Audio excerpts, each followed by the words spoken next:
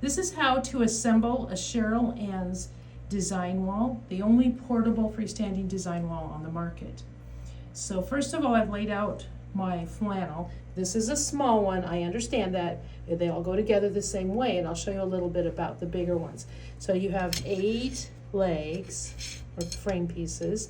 You have 2 stabilizer bars. These are usually, the ends are usually glued on, but if they're not, it will still work. Don't pry them off. They're not supposed to be aimed the same way, that's correct. You have 2 little feet caps, 4 corners, and 6 clips. Now if you're missing something, please check the floor. A lot of our customers do drop something as they open it, but if you need to, you can contact us and we'll help you out with that, but please look first. If you lose your direction sheet, you can download it, which means that you save a file on your computer and print it yourself.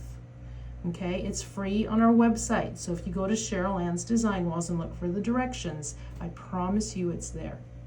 All right, now if you're doing a bigger wall, the only difference in assembly is that your legs have sections. They go together like tent poles, which I realize some people don't know what that is, but go ahead and just grab it and you can see they will all just snap together. There's a bungee cord inside in between the pieces.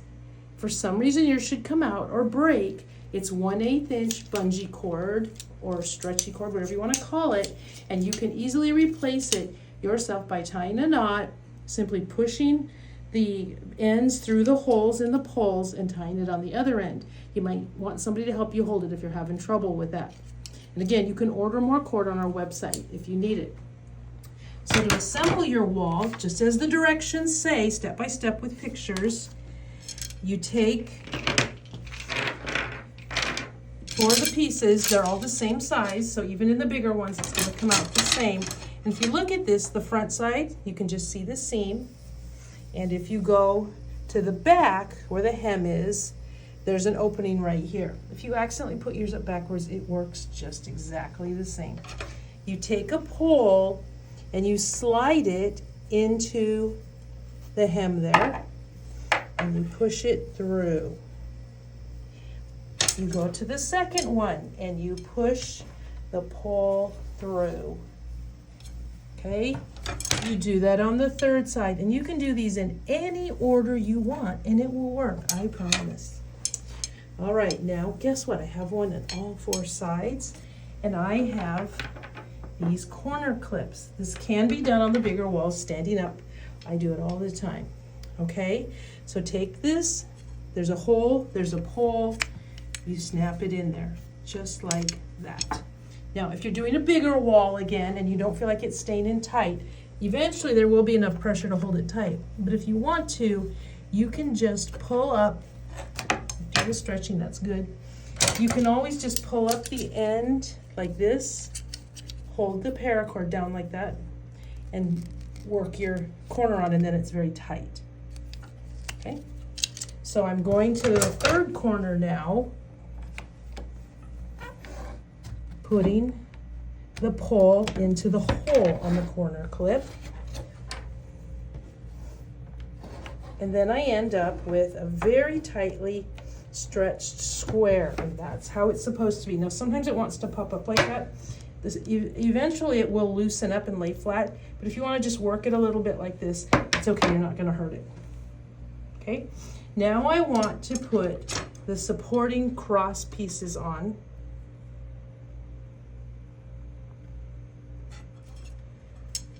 Like this.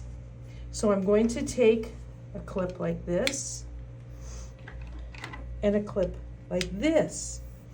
And I'm going to come over here and snap it onto the support side. If I'm doing a big wall, I want to feel along here and make sure I'm not snapping onto a silver connection piece like this.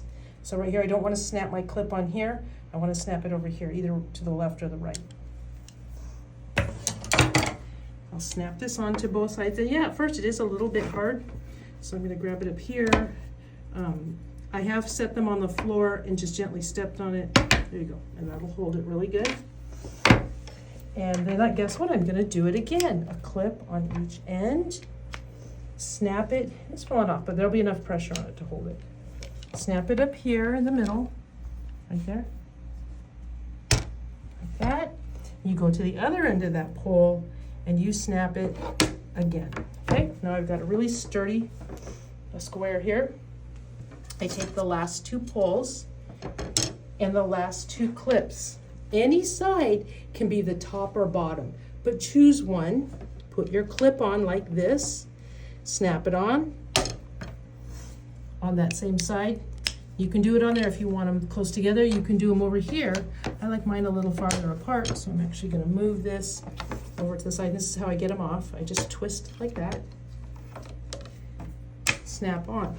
Now remember the little feet, I had to look for them a little bit, so look around if you can't find yours. Slide it onto the bottom of the pole, and it's a little smaller than the pole it's supposed to be, so it stays on. It's gonna be stretchy, like that. Now guess what? I go to the other leg and I put it on there. Okay, now I take a stabilizer bar, and you see how we have a 90-degree difference, and I go ahead and I snap that on just above the little foot, and then I take it down to the bottom of the frame and I snap it like that. Now I'll go over to the other leg and I'll snap it just below that leg. They don't always make a noise. And then I'll snap it onto the bottom of the frame here. And then when I pick it up, okay, my legs popped out, but that's okay. Now on these little ones, because you don't have the cord to pull out, you can always wrap a little bit of tape around the end of it if you feel like you need to. And I have my beautiful 18-inch design wall right there. I think I put some tape on that. And like I said, it wants to twist a little bit sometimes, but just keep working it until it gets nice and flat like that for you.